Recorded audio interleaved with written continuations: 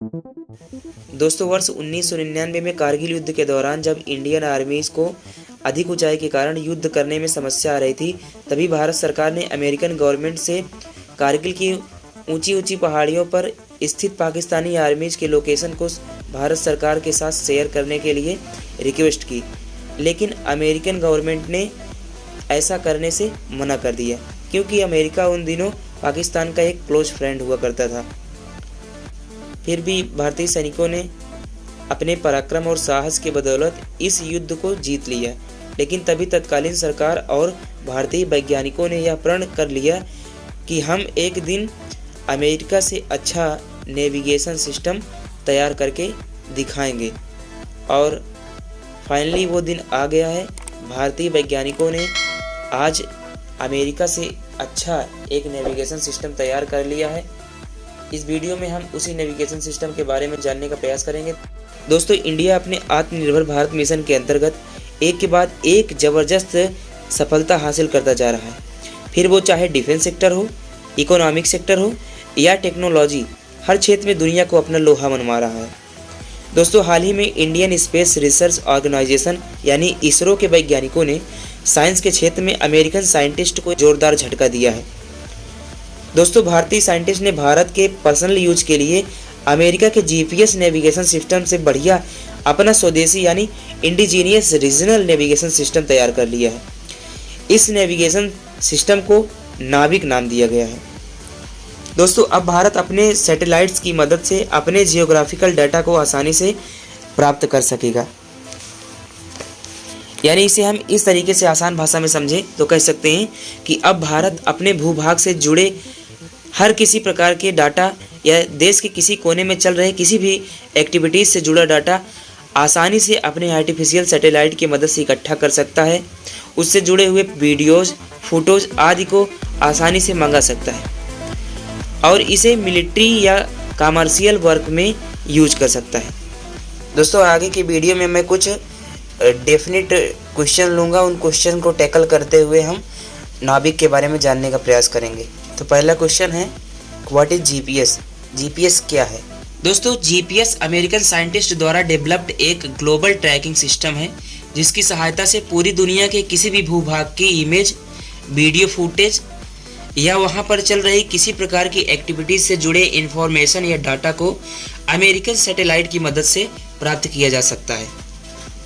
लेकिन दोस्तों, GPS system का यूज अमेरिका ज़्यादातर खुद अपने लाभ के लिए करता है, अपने मिलिट्री पर्पज़ या स्पाइंग करने के लिए करता है। दोस्तों, अमेरिका के वैज्ञानिकों ने जीपीएस सिस्टम को पूरी तरीक़ा से अमेरिकन डिफेंस को सौंप दिया है। अमेरिकन डिफेंस इसे दूसरे कंट्रीज़ की जासूसी या दूसरे कंट्रीज़ पर निगरानी करने के लिए यूज करती हैं और इसमें कुल 35 सैटेलाइट काम करते हैं, जो लगभग 190 देशों की निगरानी करते हैं या 190 देशों के भूभाग के क्षेत्र को कवर करते हैं। तो ये था जीपीएस के बारे में। अब हम आगे क्वेश्चन की ओर बढ़ते हैं, व्हाट इज़ नाविक? आइए हम नाविक के बारे में जानते हैं कि नाविक क्या है। दोस्तों, नाविक नेविगेशन सिस्टम एक रीजनल नेविगेशन सिस्टम है, यानी इसकी मदद से किसी स्पेसिफिक एरिया की image, video, ground report related data, military, commercial से जुड़ा हुआ डाटा या इन्फॉर्मेशन को इकट्ठा किया जा सकता है। यानी भारत इस टेक्नोलॉजी को अपने अकेले भूभाग से जुड़े या वहां पर चल रही तमाम एक्टिविटीज़ से जुड़े डाटा को आसानी से इकट्ठा कर पाएगा या उसके भूभाग में स्थित दुकान, मकान, वाहन, संस्थान आदि के बारे में जानकारी या वीडियो फुटेज या उनका लोकेशन ट्रैक कर पाएगा। दोस्तों, नाविक की सहायता से अब भारत अपने दुश्मन देशों जैसे पाकिस्तान, चाइना द्वारा बॉर्डर पर किए जाने वाले नापाक हरकतों पर भी नज़र बनाने में सक्षम हो गया है। अगर कोई भी एक्टिविटी चाइना, पाकिस्तान की ओर से दिखती है तो इंडिया तुरंत उनके खिलाफ स्ट्रिक्ट एक्शन ले पाएगा। दोस्तों, नाविक के लिए इसरो के वैज्ञानिकों ने 12 वर्ष तक खूब रिसर्च किया और मेहनत किया। इसके लिए इसरो ने 8 सैटेलाइट्स अंतरिक्ष में उतारे हैं। यह सिस्टम अमेरिका के जीपीएस से कई मायने में बेहतर है, जिनके बारे में हम आगे जानेंगे। दोस्तों, स्वदेशी नाविक में 8 सैटेलाइट्स का यूज किया गया है, जबकि जीपीएस के लिए 35 सैटेलाइट्स को स्पेस ऑर्बिट में सेट किया गया है, जो 190 देशों के लिए काम करता है।